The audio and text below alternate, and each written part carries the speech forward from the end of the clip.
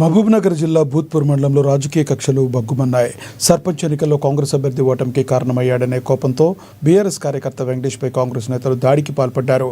మండల అధ్యక్షుడు శ్రీనివాసరెడ్డి, భూపతిరెడ్డి బాధితుడిని కిడ్నాప్ చేసి అటవీ ప్రాంతంలో మారణాయుధాలతో దాడి చేయించినట్లు సమాచారం.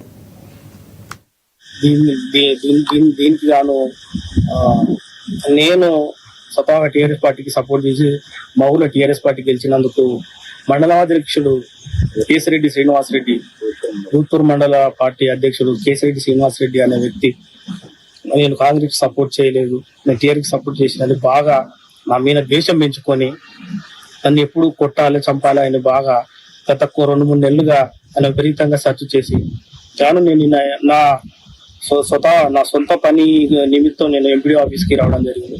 కాపు కాసి నన్ను కార్లో వేసుకొని కిడ్నాప్ చేసి దూరంగా రైతు వేదిక నుంచి దూరంగా అడవిలోకి తీసుకుపోయి మారణాయుధాలతో దాడి చేశారు. కార్లో కూడా పోయేటప్పుడు కొట్టుకుంటా తీసుకెళ్లి అక్కడ దారుణమైన మాటలు, తొక్కుతారా, నిన్నే చంపేస్తారా, నీకు ఎవడొస్తారా, నీకు రాన్రా, నువ్వేంద్రని చాలా పలు రకాలుగా నన్ను చాలా నానా రకాలుగా భాష మాట్లాడి దీనికి గాను కంప్లైంట్ చేసినా కూడా నా లైఫ్ కు థ్రెట్ ఉంది. నిన్నేమన్నా చేస్తా, మీ ఇంట్లో కూడా ఏమన్నా చేస్తా అని బెదిరించడం జరిగింది.